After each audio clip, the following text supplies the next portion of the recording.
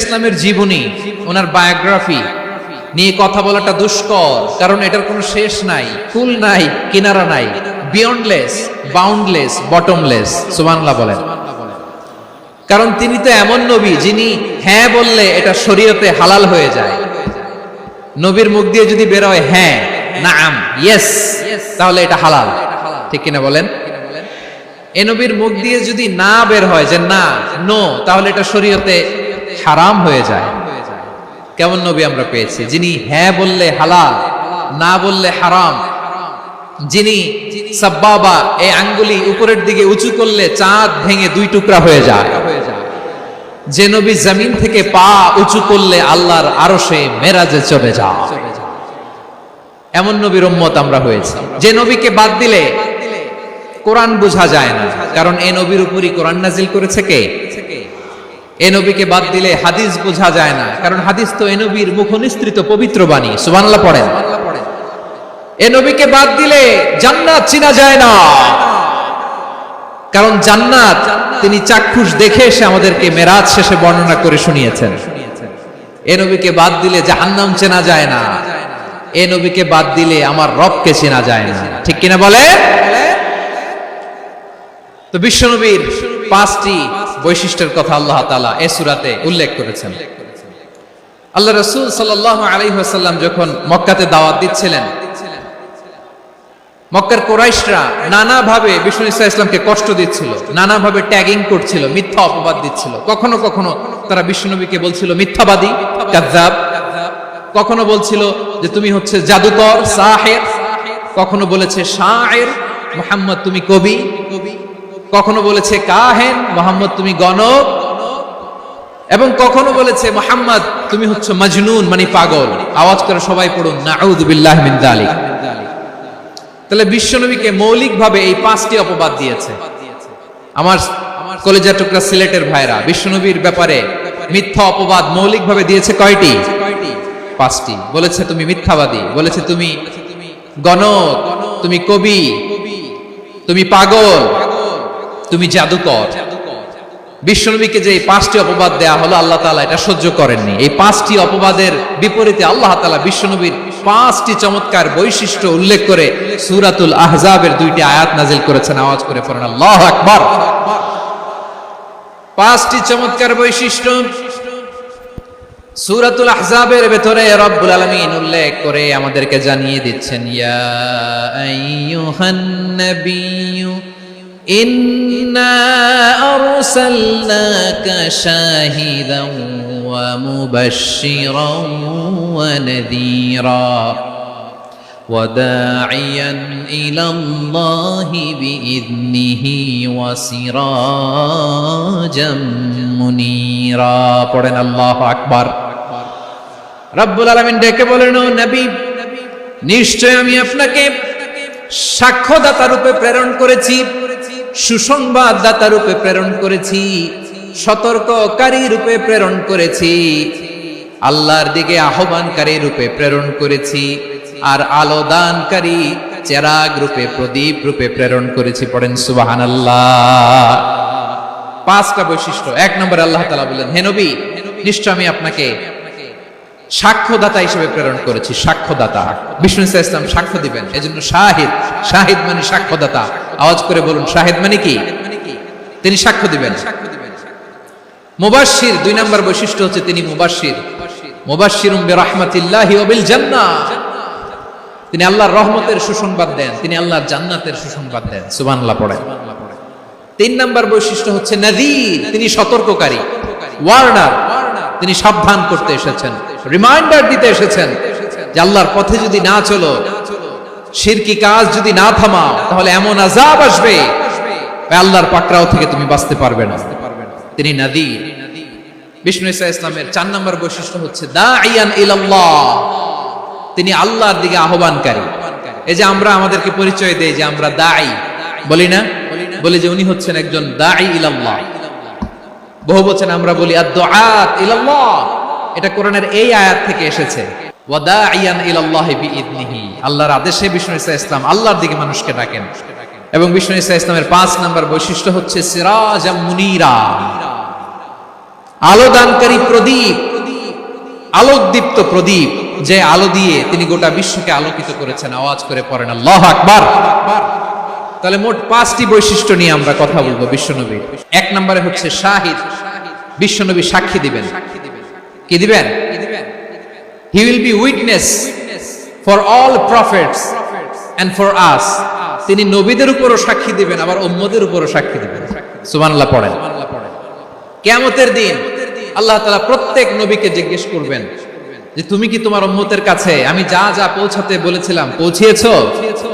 নবীরা বলবে আল্লাহ আমি পৌঁছিয়েছি। নবীদের কথা ঠিক কিনা, সত্য কিনা, এর সপক্ষে তখন বিশ্বনবী সাক্ষী দিবেন। সুবহানাল্লাহ পড়েন।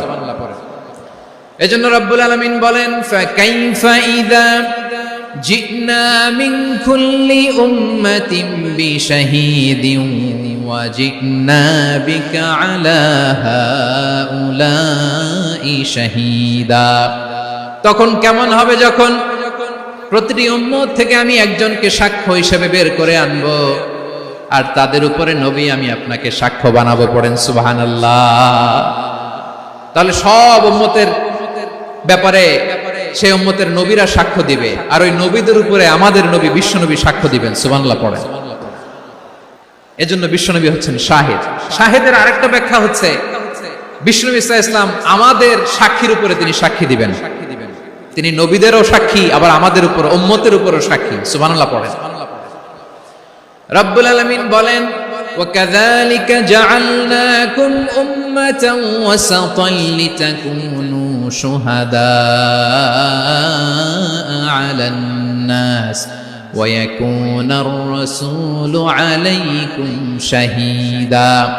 আর অনুরূপভাবে আমি তোমাদেরকে মধ্যমপন্থী উম্মত হিসেবে তৈরি করেছি, প্রেরণ করেছি। ব্যালেন্সড উম্মাহ, মধ্যমপন্থী উম্মাহ হিসেবে প্রেরণ করেছি, যাতে করে তোমরা সবার উপরে সাক্ষ্য দিতে পারো, আর যাতে তোমাদের নবী হতে পারে তোমাদের উপরে সাক্ষ্যদাতা। পড়েন সুবহানাল্লাহ। আমরা হচ্ছি ব্যালেন্সড উম্মাহ, আমরা সবার ব্যাপারে সাক্ষ্য দিব, আর আমাদের উপর সাক্ষ্য দিবে স্বয়ং বিশ্বনবী। সুবহানাল্লাহ পড়েন। তাহলে আমাদের নবী নবীদের উপরও সাক্ষী, আমাদের উপরও সাক্ষী। সেই বুখারীর সাথে এসেছে আল্লাহ তাআলা কিয়ামতের দিন সাইয়েদনা নূহ আলাইহিস সালামকে বলবেন, নূহ তুমি কি দাওয়াত পৌঁছিয়েছো তোমার উম্মতের কাছে? নূহ আলাইহিস সালাম বলবেন হ্যাঁ আমি পৌঁছিয়েছি। এবার নূহের উম্মতকে আল্লাহ জিজ্ঞেস করবেন, এই নূহের উম্মতেরা তোমাদের নবী নূহ কি দাওয়াত পৌঁছিয়েছে? নূহের উম্মত বলবে না আল্লাহ, আমাদের কাছে কোনো সতর্ককারী আসে নাই, কোনো নবী টবি আসে নাই, কোনো দাওয়াতও আমরা পাই নাই, আপনারাও চিনি নাই, জান্নাতও চিনি নাই, জাহান্নামও চিনি নাই। নূহ আলাইহিস সালাম বিপদে পড়ে যাবেন। তখন আল্লাহ বলবেন নূহ তুমি বললা পৌঁছিয়েছো, তোমার উম্মত বলে কিছু পায় নাই। নূহ তোমার কি কোনো সাক্ষী আছে?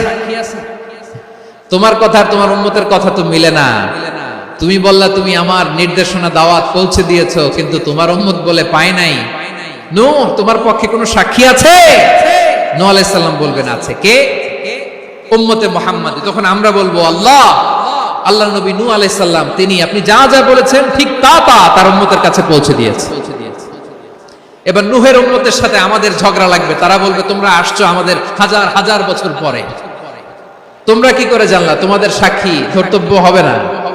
আমরা তখন বলবো আমাদের কোরআনে তোমাদের নবীর নামে আল্লাহ তাআলা একটা সূরা নাজিল করেছেন, সূরাতে নূহ। আওয়াজ করে পড়েন আল্লাহু আকবার।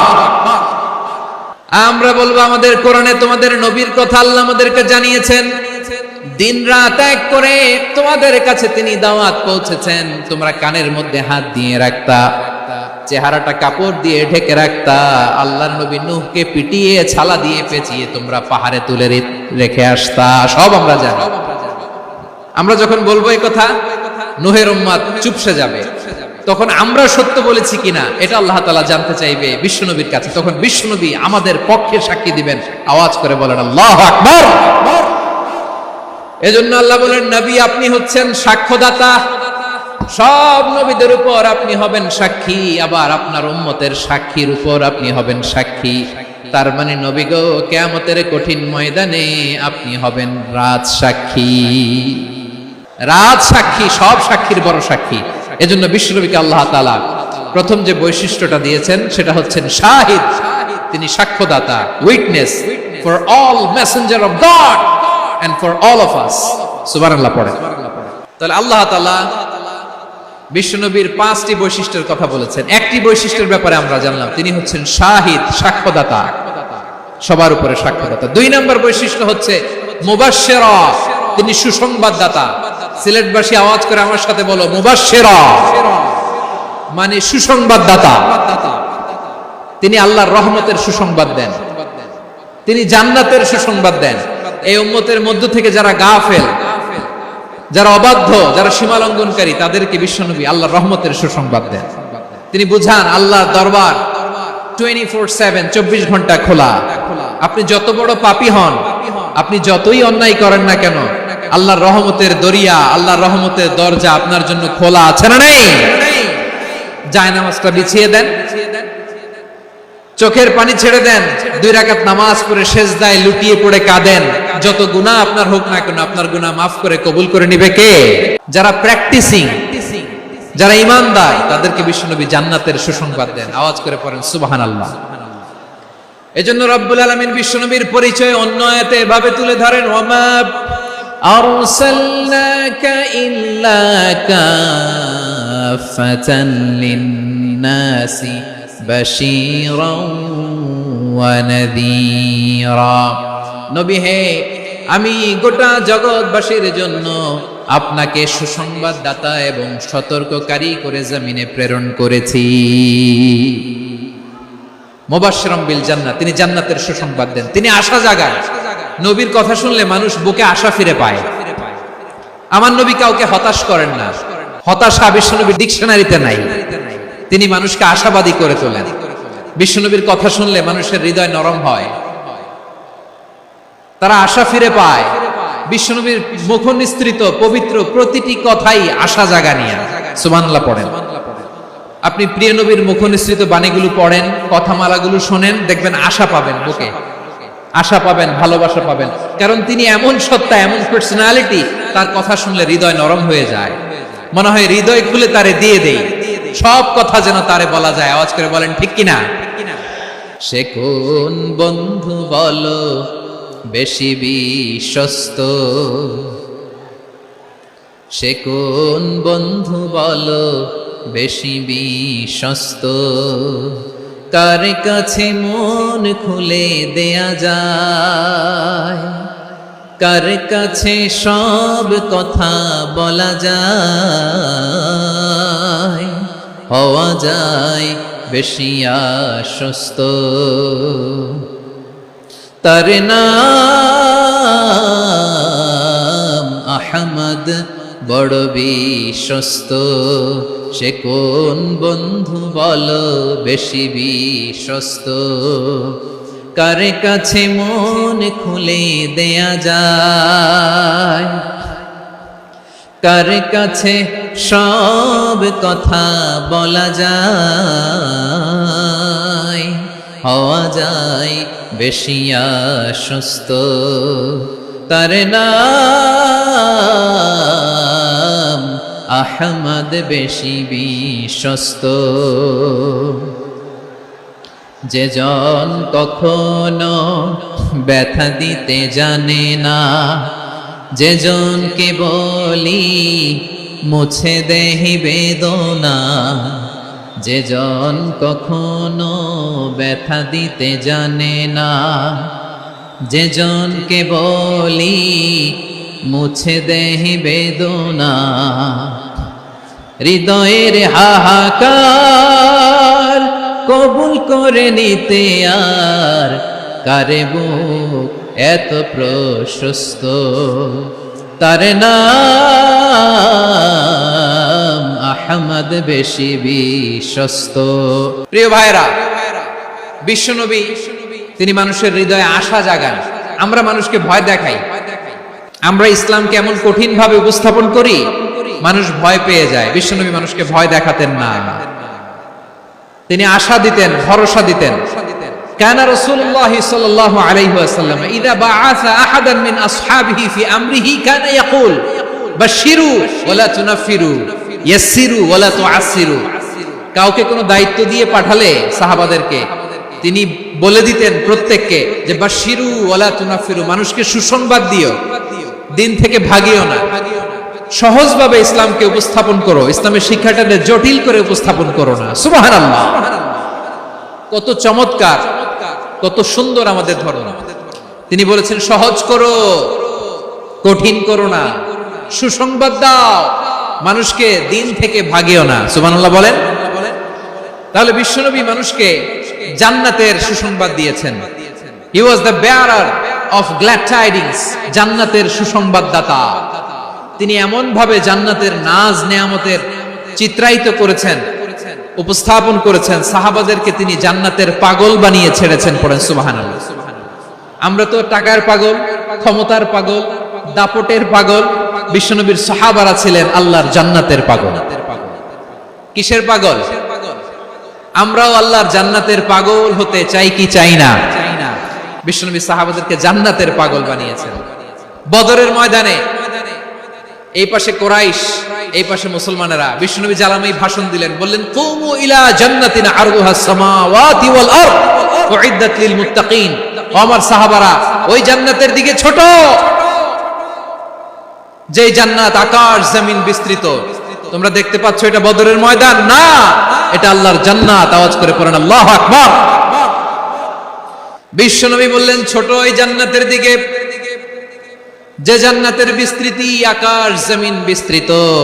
বিশ্বনবীর এই কথা শোনার পরে এক আনসারী সাহাবী সাইয়েদনা উমাইর ইবনুল হুমাম রাদিয়াল্লাহু তাআলা আনহু খেজুর খাচ্ছিলেন।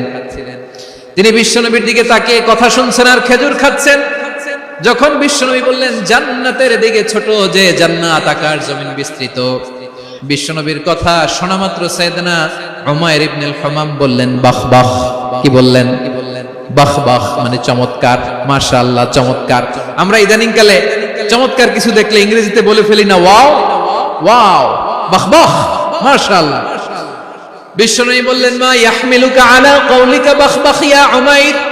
ও উমাইর, আমার এই কথা শুনে তুমি কেন বললা বাহ বাহ, চমৎকার চমৎকার কেন বললা?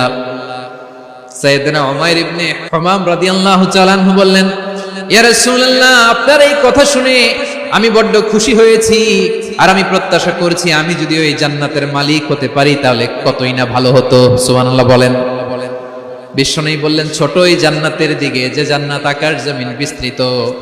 আপনার এই চমৎকার মুখনিসৃত কথা শুনে আমার হৃদয়ের মধ্যে জান্নাতি হওয়ার বাসনা জেগে উঠলো, এজন্য বলেছি বাহ বাহ, আমি যদি ওই জান্নাতে যেতে পারতাম কতই না ভালো হতো।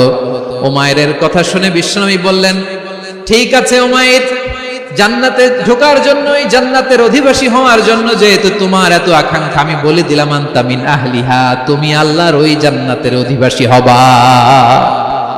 যাও উমাইর, তুমি ওই জান্নাতের অধিবাসী, ওই জান্নাতে তুমি ঢুকবা, তুমি জান্নাতি। তার মানে সহজ কথায় তুমি জান্নাতি। সুবহানাল্লাহ বলেন। যখনই বিশ্বনবী বললেন জান্নাতি, সাইয়েদনা উমর রাদিয়াল্লাহু তাআলা আনহু খেজুর খাচ্ছিলেন আর মনে মনে ভাবে বিশ্বনবী যখন ওয়ারেন্টি দিয়েছে, বিশ্বনবী যখন গ্যারান্টি দিয়েছে আমি জান্নাতে যাব, তাহলে হাতে তো এখনো 3টা খেজুর বাকি। এই 3টা খেজুর যদি খাই তাহলে জান্নাতে ঢুকতে দেরি হয়ে যাবে। সুবহানাল্লাহ পড়েন। হাতে কয়টা খেজুর? 3টা খেজুর।